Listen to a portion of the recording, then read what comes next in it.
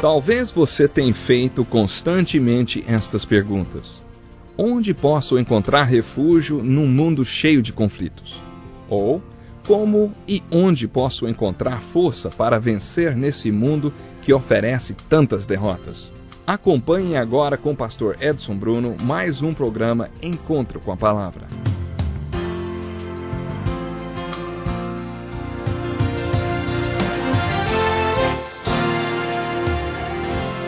Seja muito bem-vindo para mais um encontro com a Palavra. Hoje vamos nos despedir de um grande amigo, o apóstolo Paulo. No programa de hoje falaremos pela última vez da última carta que ele escreveu, a segunda carta a Timóteo. No final do último programa falamos sobre o tipo de relacionamento que Paulo teve com Timóteo. Um relacionamento como o de pai e filho, sabe? Um relacionamento que serviu de treinamento para o ministério de Timóteo. Vocês estão lembrados da pergunta que Jesus fez àqueles homens que, mais tarde, seriam seus apóstolos? O que vocês querem? E eles responderam com uma pergunta: Rabi, onde estás hospedado? Jesus respondeu: venham, venham e vejam. O primeiro capítulo de João conta que quando eles foram e viram onde Jesus vivia, passaram a viver com ele. Mais tarde, passaram a viver para ele. E cada um morreu por ele, por causa do que viram quando aceitaram o desafio e convite de Jesus para ir e ver. Jesus fez um treinamento individual e prático com aqueles discípulos. Aliás, esse é o significado da palavra discípulo. Um aprendiz que pratica o que está aprendendo. Este era o método de ensino de Jesus. Venha, venha e veja. E com isso os discípulos passaram a viver com Jesus. Paulo também usou muito esse método com Timóteo. Em diversos trechos de sua carta, Paulo evoca o que já tinha ensinado a Timóteo e por isso escreveu várias vezes: lembre-se, lembre-se, lembre-se, Timóteo. Timóteo tinha vivido com Paulo, visto e aprendido tantas coisas. Timóteo sabia no que Paulo cria, qual era a sua fé e a razão de todo o seu sofrimento. Como Timóteo ficou sabendo tudo isso? Timóteo estava com Paulo no momento de sofrimento.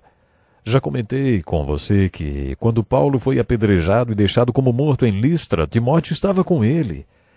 Ele era bem jovem quando isso aconteceu. Paulo fez referência a este acontecimento nessa carta. Paulo escreve: mas você tem seguido de perto o meu ensino, a minha conduta, o meu propósito, a minha fé, a minha paciência, o meu amor, a minha perseverança, as perseguições e os sofrimentos que enfrentei, coisas que me aconteceram em Antioquia, Icônio e Listra. Quanta perseguição suportei!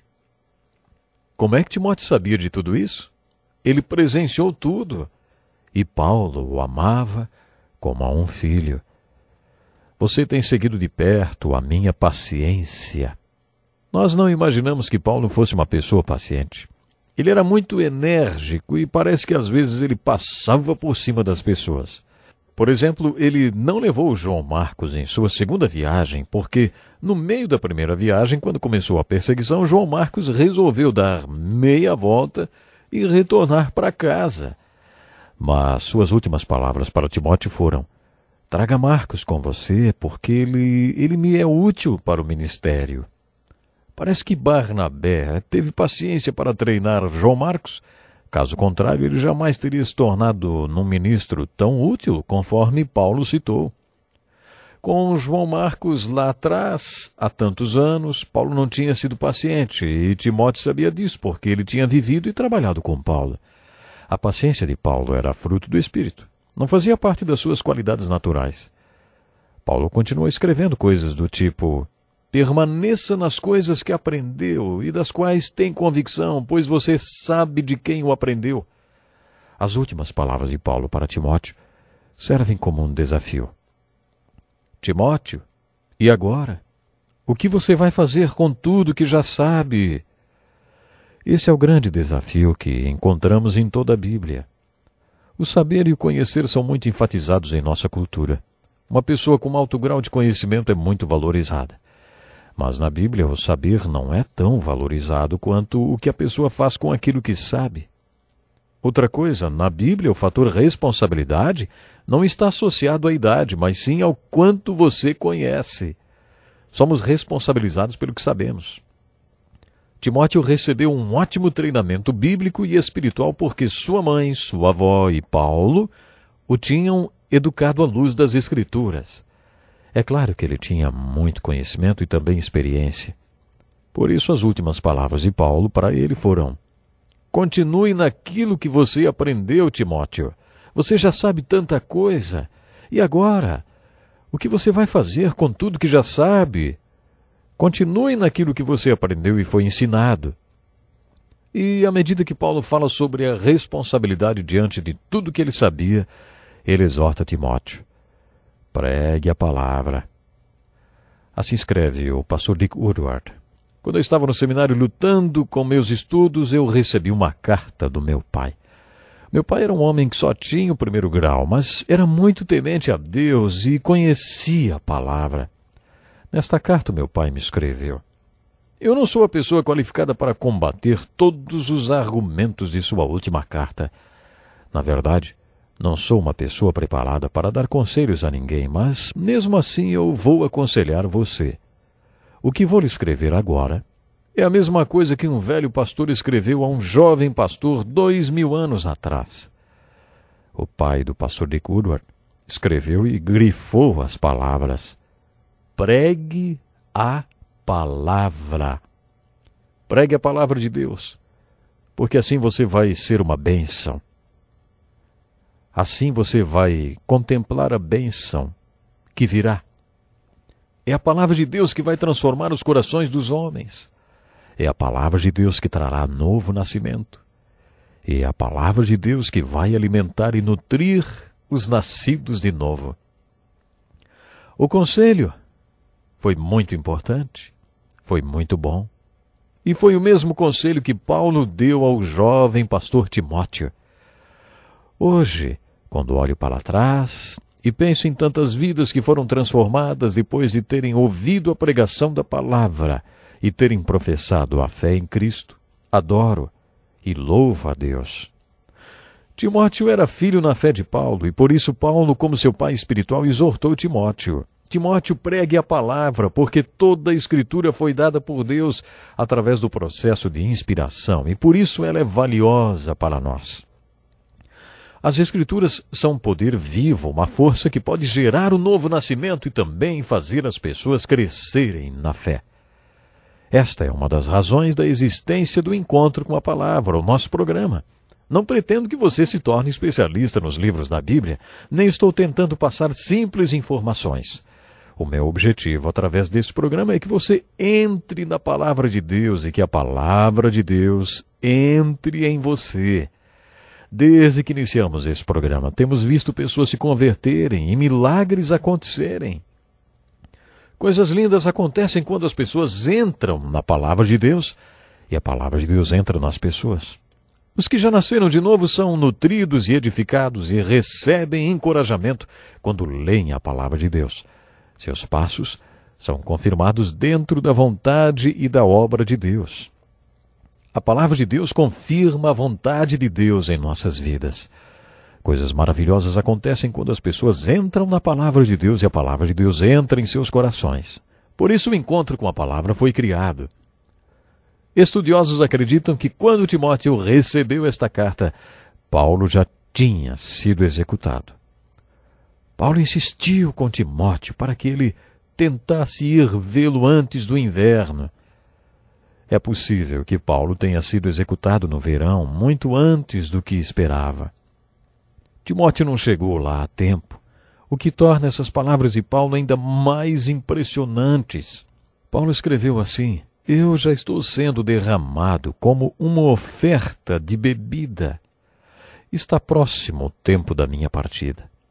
Combati o bom combate, terminei a corrida, guardei a fé. Agora me está reservada a coroa da justiça que o Senhor justo juiz me dará naquele dia. E não somente a mim, mas também a todos os que amam a sua vinda. Procure vir logo ao meu encontro, pois Demas, amando este mundo, abandonou-me e foi para Tessalônica. Crescente foi para a Galácia, e Tito para a Dalmácia. Só Lucas está comigo. Traga Marcos com você, porque ele me é útil para o ministério. Quando vier, traga a capa que deixei na casa de Carpo em Troade e os meus livros, especialmente os pergaminhos. Esta passagem é ao mesmo tempo muito triste e também empolgante. Combati o combate, terminei a corrida, guardei a fé. Agora me está reservada a coroa da justiça que o Senhor justo juiz me dará naquele dia. Naqueles tempos eles promoviam os Jogos Olímpicos de Inverno e o vencedor entrava no círculo dos vitoriosos usando uma coroa na cabeça. Era apenas uma coroa perecível, conforme as palavras de Paulo em 1 Coríntios capítulo 9. Os atletas fariam qualquer coisa para entrar naquele círculo com aquela coroa. Ainda jovem no início do seu ministério, quando escreveu aos Coríntios, Paulo disse que a vida era como uma corrida que ele estava correndo. Mas ele não corria de qualquer jeito, ele corria para vencer. Numa corrida todos correm, mas apenas um vence. Existe uma diferença entre correr e correr para ganhar. Depois ele diz que a vida é como lutar, e que para lutar não basta simplesmente subir ao ringue. É necessário que haja uma estratégia e um plano de luta para que ela seja ganha. Foi isso que Paulo disse no capítulo 9 de 1 Coríntios. Mas agora, no final do seu ministério e da sua vida, numa sequência do que tinha dito na primeira carta aos Coríntios, capítulo 9, Paulo escreveu a Timóteo: combati o combate, terminei a corrida, guardei a fé. Então, fazendo referência à coroa do vencedor, ele afirma: agora me está reservada a coroa da justiça que o Senhor justo juiz me dará naquele dia. Ficou bem claro qual era o desafio para Timóteo. Timóteo, você vai fazer a mesma coisa? Vai correr para vencer? Vai lutar para ganhar, Timóteo? No final de sua vida, você também poderá dizer que terminou a corrida e combateu o bom combate? Tudo isso nos leva a uma pergunta. E nós, no final do nosso ministério, será que vamos poder dizer o mesmo? É desse jeito que devemos ler as palavras, as últimas palavras do apóstolo Paulo para o mundo, mas mais especificamente para Timóteo. Combati o combate, terminei a corrida, guardei a fé. Agora me está reservada a coroa da justiça. E você também vai lutar para vencer e correr para ganhar? É um verdadeiro desafio esse, hein? Que Deus nos ajude. Até o próximo programa. Que lição importantíssima. Obrigado, pastor Edson Bruno. Prezado ouvinte, coloque em prática o que você ouviu aqui. Sem dúvida, sua vida será grandemente abençoada. Este é um estudo escrito pelo Dr. Dick Woodward, na voz do pastor Edson Bruno. Escreva-nos e solicite o material. Nosso endereço é Encontro com a Palavra, Caixa Postal 2011, CEP 89201-970, Joinville, Santa Catarina. Até o nosso próximo encontro com a Palavra.